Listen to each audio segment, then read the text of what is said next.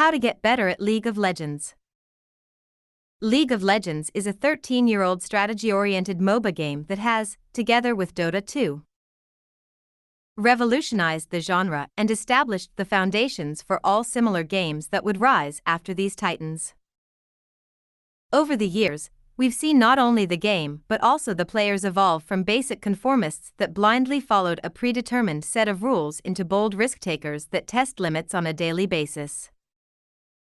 Since both the game and the players reshaped the reality of League for good, getting started with League and improving has never been more challenging.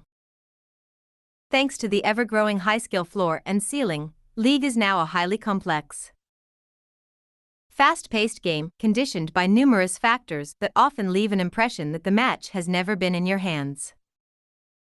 In reality, this is far from the truth because, although League is a team-oriented game, your actions and choices influence the game to a much larger extent than you believe.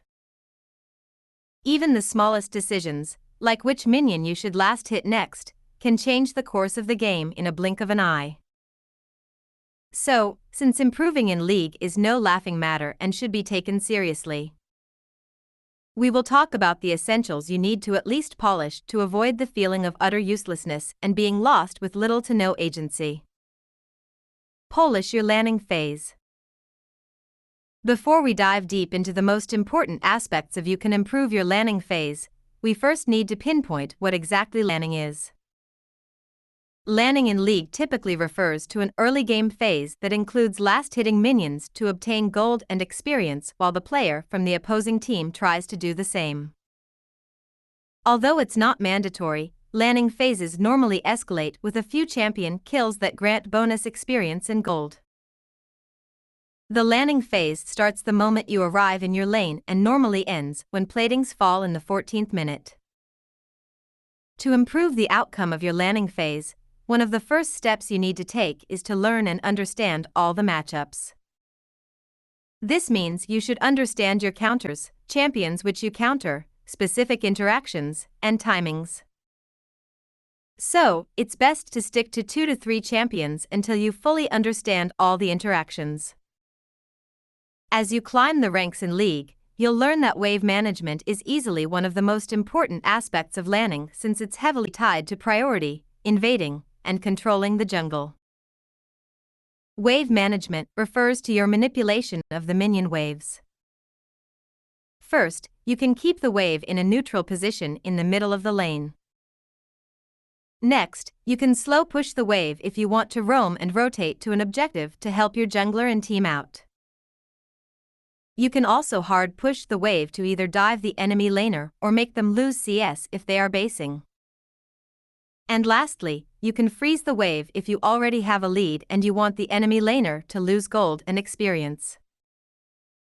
Closely tied to wave management, lane priority dictates which laner can react faster to river skirmishes over objectives, jungle invades, and even ganks. So, if you pushed out your wave and the opposing laner is stuck under the turret CSing, you have lane priority at that given moment. Bear in mind that lane priority is dynamic, meaning that once the enemy laner has control over the minion wave, they can rotate faster than you. You can also decide to ditch the wave or roam to an objective if you believe your help will change the tides of a skirmish. Lastly, lane pressure plays a tremendous role during the landing phase since it denotes your kill pressure during the landing phase. In other words, lane pressure is related to your champion's potential to kill the opposing laner and the level of threat you pose. For example, Set, who is playing against Kayle in the early game, should have large amounts of pressure since he's likely to kill her if she takes just one wrong step. Although you definitely can all-in during the landing phase, this is normally executed via trading first to get the enemy low enough so your one full rotation kills them. Stay mindful during team fights. Team fights are a rather complex aspect of League that can handsomely reward team fighting expertise and punish you and your whole team for just one wrong step. Although there are minor fights around objectives like Scuttlecrab and Red Brambleback that are called skirmishes, team fights refer to all 10 players engaging in a single fight that, as a rule, culminates with one side acing the other. As the tensions are rising and the game approaches the point of a teamfight, you first need to look at your positioning. If you're playing a melee champion, you should look to either flank the enemy back line or be a strong frontline for your team. Ranged champions, on the other hand, need to stay behind tanks and bruisers to avoid tanking unnecessary damage.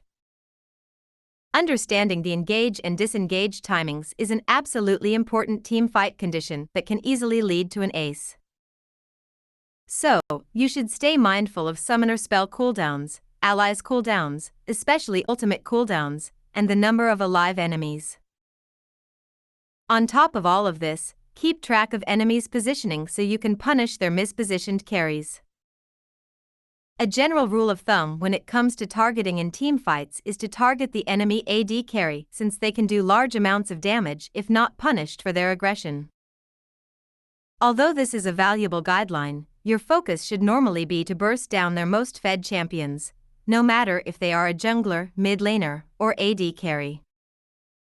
Saving the tanks and other utility champions for the end of a teamfight will definitely help you increase your win rate.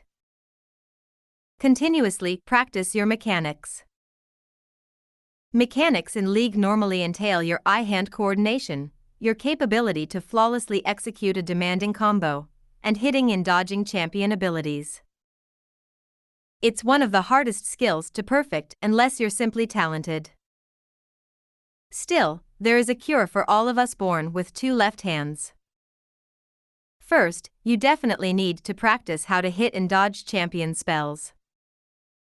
Commonly, you can do that by playing a lot of ARAM, or you can visit websites like LOL Dodge Game, where you can practice and perfect your dodging skills.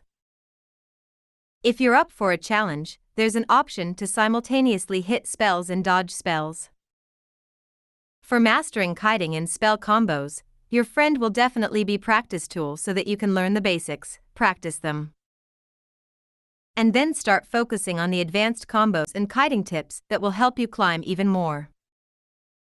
And don't lose hope easily, since this is a long-lasting process that will take weeks before you see any real progress. The most important thing is that you continue sharpening your mechanics for at least 15 minutes a day. Rethink your decisions.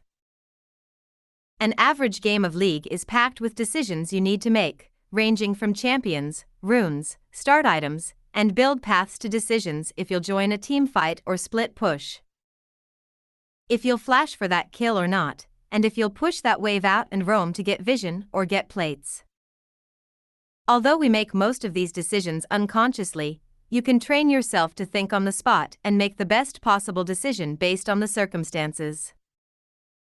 To improve your decision-making in general, you will need to work on your map awareness skills. Generally speaking, map awareness is your awareness of happenings on Summoner's Rift, and it includes keeping track of enemy rotations and missing enemies, especially junglers.